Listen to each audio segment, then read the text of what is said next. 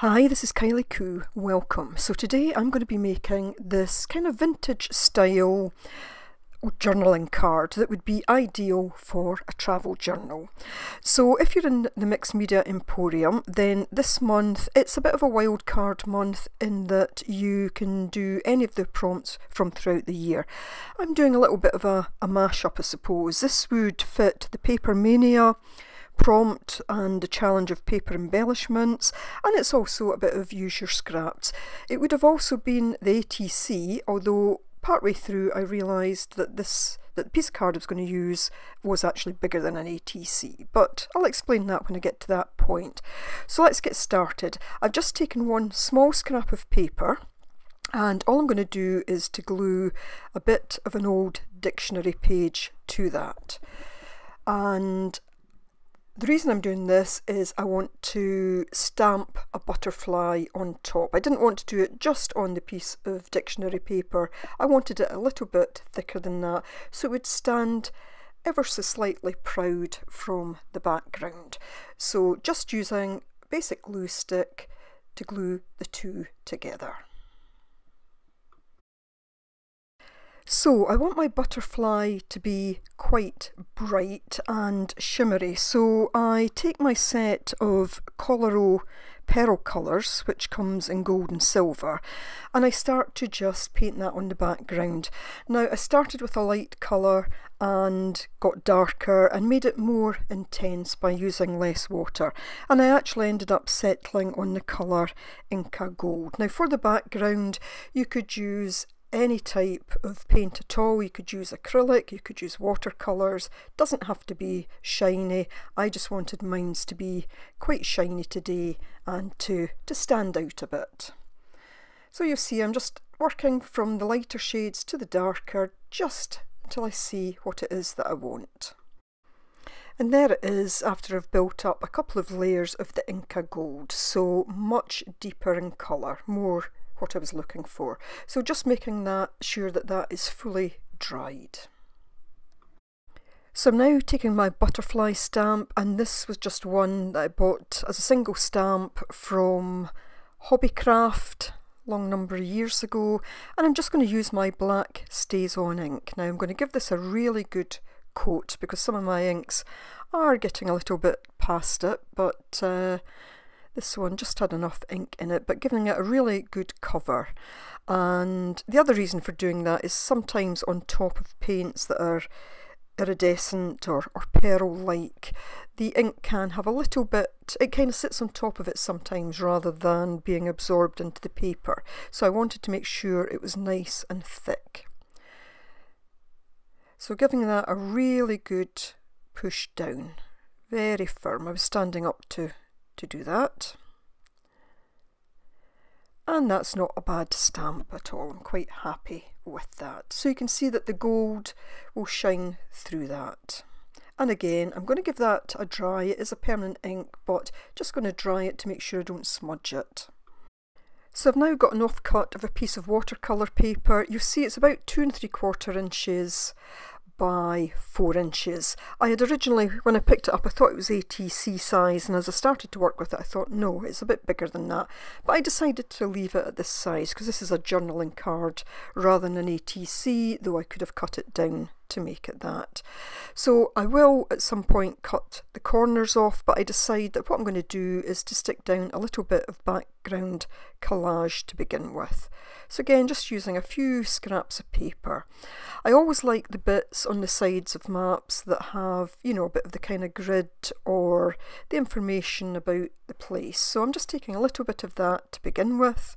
Then I'll also take another little bit of the map and also a little bit of just plain brown paper. And still just using my glue stick here to put these in place. And of course could cover the entire background card or just a little bit as I'm doing here.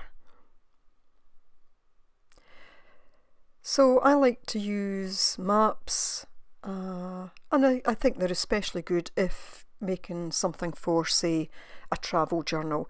doesn't have to be the country that you're visiting or the place you're visiting. It just simply gives that notion of kind of travel. So there, I've got my 3 pieces together, 3 pieces glued down. So I used my corner punch to round the corners, but I think I'm going to have to try and sharpen it a little bit because I ended up just having to take my scissors just to go round those edges, but that was fine. So next I want to put a little bit of background stamping, and I've got 2 stamps that I'm going to use, no, just one I'm going to use. I did pull 2 out, but I'm just going to use this one. This is just a script stamp by Crafty Individuals, and again, I've had this for years. I like this just to do a little bit of background.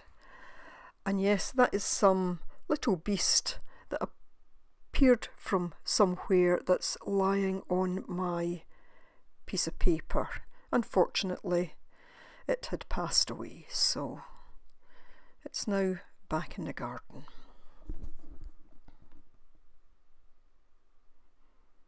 I dread to think where that was, but hey ho, that's what happens. So I want to darken the background, and I'm going to use this peat brown drawing ink from Winsor & Newton. Now you could use any sort of watercolour, thin down acrylic, tea stained paper, you know, if you could have used that as a base, but I just wanted to try and give this a little bit of a vintage look just by darkening it up. So just using the drawing ink with a watercolour brush, and I'm just going to put that on. Now I'm not trying to get it too even in tone, and I am going across the pieces that I'd collaged down so that they also have a bit of colour on them. And what I like about this is I hadn't inked the individual pieces of paper that I'd collaged down, but when I paint over it with the drawing ink, it's grabbing the edges of the collaged paper, so it actually makes it look as if it is kind of inked. So I like the way that turned out. And of course I can put it on darker in some places, lighter in others, just to give it that stained effect.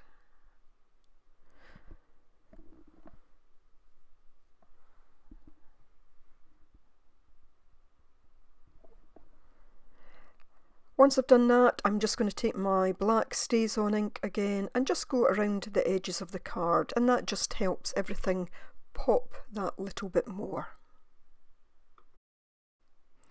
So I'm now going back to my butterfly, and what I want to do is to cut it out.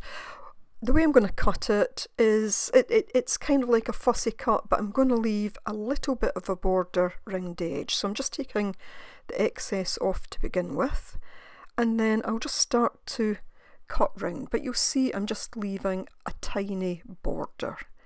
That means I don't need to be quite so precise when doing the cutting. I don't need to get into all those little almost nooks and crannies of the butterfly's wing.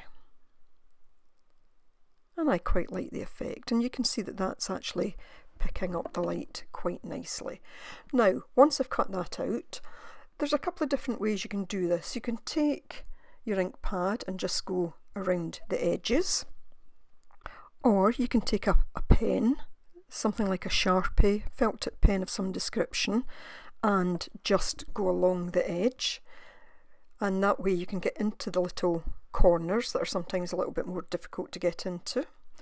Or you can lay the piece flat on a piece of paper and then just take a pen again and start to go over just the very outer edge of it, so not round the actual side bit, but pull the pen actually over the edge of the paper. And when I lift it up, you'll see a little bit closer, and again that just helps to give it more of a frame.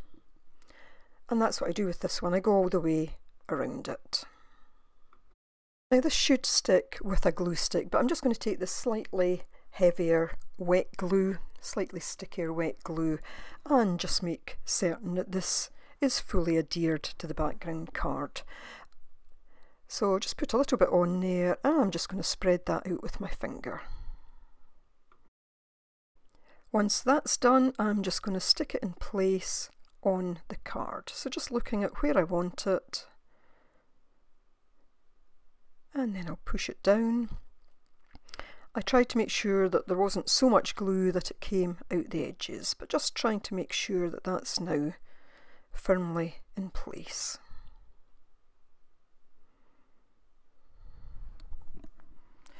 Next, I'm just going to take one of the Tim Holtz chit chat words. You know, you could stamp a word, you could do type a word, print a word. I'm just taking one of the Tim Holtz chit chats, and I'm just going to put a word onto my card.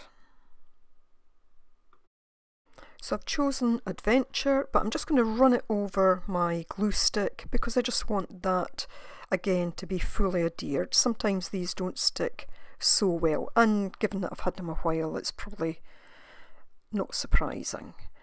So just carefully getting that into place. I will use the bone folder just to push it down that little bit more. Then I'm going to take that same pen and I'm just going to do a very sketchy border round the word, and then a faux stitched border around the card.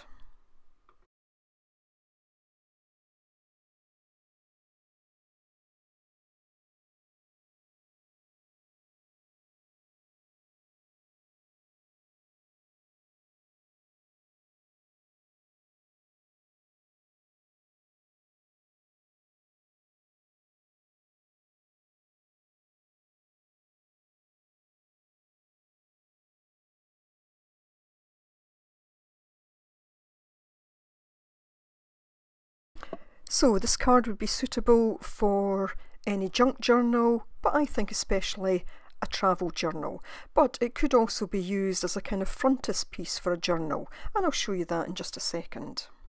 So here's a journal I made earlier in the year. I could simply glue that to the front of it, it would make a nice frontispiece, or I could include it as a journaling card inside. I could stick it down, I could make it a flip out, whatever. There's lots of different things could be done with this. Now of course I will link Nina's video in the description box below.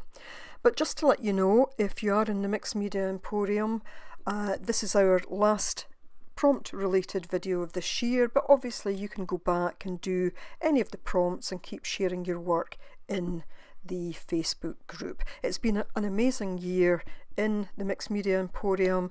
I've thoroughly enjoyed all the work that you've shared in there, and I've thoroughly enjoyed working in partnership with Nina to host the group. So all that remains to say is very happiest of holidays to you, whatever you celebrate. As always, thanks for watching, thanks for your support, and thanks for your encouragement.